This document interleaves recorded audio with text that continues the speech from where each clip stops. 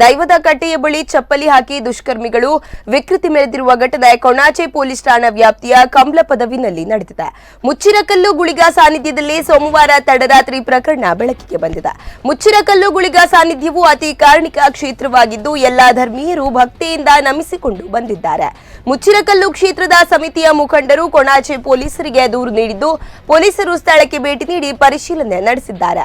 ಶನಿವಾರ ಗುಳಿಗಚ್ಚನ ಕಟ್ಟೆಯ ಬಳಿ ಕ್ರಿಕೆಟ್ ಟೂರ್ನಿ ನಡೆದಿದ್ದು ಭಾನುವಾರ ಸಂಜೆ ಚಪ್ಪಲಿ ಹಾಕಿರುವುದು ಪತ್ತೆಯಾಗಿದೆ. ಕೆಲವು ವರ್ಷಗಳ ಹಿಂದೆ ಇಲ್ಲಿ ಅನ್ಯ ಕೋಮಿನ ಯುವಕನೋರ್ವ ವಿಕೃತಿ ಮೆರೆದಿದ್ದು ಕೆಲ ದಿನಗಳಲ್ಲೇ ಆತ ರಸ್ತೆ ಅಪಘಾತದಲ್ಲಿ ಸಾವನ್ನಪ್ಪಿದ ಘಟನೆ ನಡೆದಿತ್ತು. ಇದಾದ ಬಳಿಕವೂ ಕೋಮು ಸಾಮರಸ್ಯದ ಪ್ರತೀಕವಾಗಿ ಗುಳಿಗನ ಆರಾಧನೆಯು ಮುಂದುವರೆದಿತ್ತು. ಇದೀಗ ಮತ್ತೆ ಮತಾಂಧರು ವಿಕೃತಿ ಮೆರೆದಿರುವುದು ಭಕ್ತರ ಆಕ್ರೋಶಕ್ಕೆ ಕಾರಣವಾಗಿದೆ.